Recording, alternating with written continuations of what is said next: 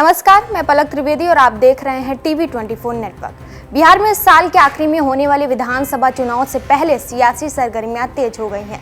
हाल ही में महागठबंधन के सबसे बड़े दल आरजेडी ने लालू प्रसाद यादव को 13वीं बार अपना राष्ट्रीय अध्यक्ष चुना और पार्टी पूरे दमखम के साथ चुनाव में उतरने के लिए कमर कस चुकी है। इस बीच एआईएमआईएम के प्रमुख असदुद्दीन ओवैसी ने एक बार फिर इंडिया ब्लॉक की ओर दोस्ती का हाथ बढ़ाया है।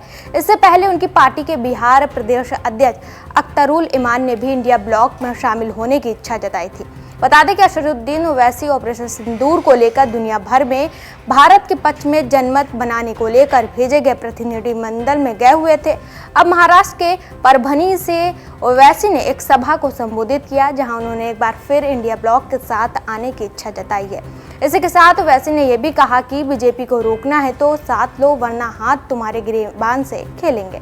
एआईएमआईएम प्रमुख ओवैसी ने बताया कि हमारी तरह इंडिया ब्लॉक भी नहीं चाहता कि बिहार की सत्ता फिर से एनडीए के हाथों में जाए। हमारे प्रदेश अध्यक्ष अख्तरुल इमान ने महागठबंधन के कुछ नेताओं से बात की और साफ तौर पर कहा कि हम नहीं चाहते कि बिहार में बीजेपी या एनडीए की वापसी हो।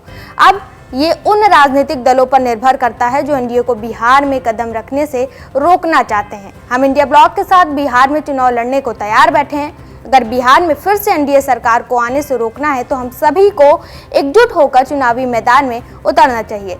हैरानी की बात यह है कि ये तीसरी बार है कि ओवैसी की पार्टी की ओर से ये इंडिया ब्लॉक की ओर दोस्ती का पैगाम भेजा गया, लेकिन दूसरी तरफ इस बारे में कोई भी कुछ बोलने को तैयार नहीं है। इससे पहले ओवैसी ने बिहार में वोटर लिस्ट की दोबारा जांच का विरोध करते हुए भारत के मुख्य चुनाव आयोग को पत्र लिखा था। उन्होंने एक्स पर दावा किया ये कानूनी रूप से संदिग्ध अभ्यास है जो चुनाव में वास्तविक मतदाताओं को बाहर कर देगा। ओवैसी ने चुनाव आयोग पर निशाना साधते हुए आरोप लगाया था कि आयोग पिछले दरवाजे से बिहार में एनआरसी लागू कर रहा है। वोटर लिस्ट में नाम दर्ज कराने के लिए अब हर नागरिक को न सिर्फ ये साबित करने वाले दस्तावेज दिखाने होंगे कि उनका जन्म कब हुआ और वो कहां से हैं, बल्कि अब ये भी साबित करना होगा कि उनके माता पिता का जन्म कब और कहां हुआ। यहां तक कि सबसे अच्छे अनुमानों के अनुसार भी सिर्फ 3/4 बर्थ रजिस्ट्रेशन होते हैं। ज्यादातर सरकारी दस्तावेज खामियों से भरे हुए हैं।